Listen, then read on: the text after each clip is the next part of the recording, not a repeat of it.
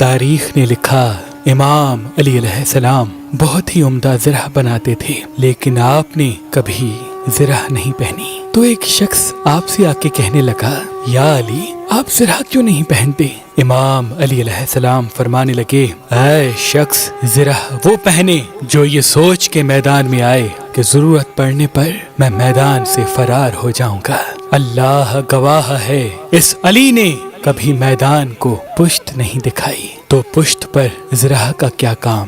تاریخ نے لکھا جب جنگ خندق میں امام علی علیہ السلام نے عمر بن عبدود کو فنار کیا تو اس کے جسم پہ قیمتی زرہ کو اس کے جسم پہ ہی چھوڑ دیا۔ تاریخ نے لکھا جب عمر بن عبدود کی بہن اپنے بھائی کے لاش پہ آئی تو دیکھا نہ اس کی لاش کی بے حرمتی ہوئی تھی اور نہ ہی اس کے جسم سے زرہ اتاری گئی تھی، تو وہ کہنے لگی یقیناً تمہیں مارنے والا عالی نسب ہوگا۔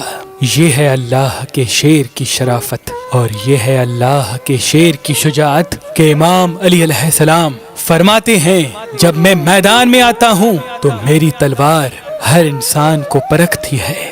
جس نسب میں قیامت تک کوئی مومن نہیں ہونا ہوتا اسی کو فنار کرتی ہے، اور جس کے نسب میں میرا چاہنے والا اللہ اور اس کے رسول پہ ایمان لانے والا پیدا ہونا ہوتا ہے تو میری تلوار اس انسان پہ کبھی چلتی نہیں۔ سلام ہو اللہ کے شیر علی ابن ابی طالب علیہ السلام پر، علی ابن ابی طالب علیہ السلام پر، علی ابن ابی طالب علیہ السلام پر۔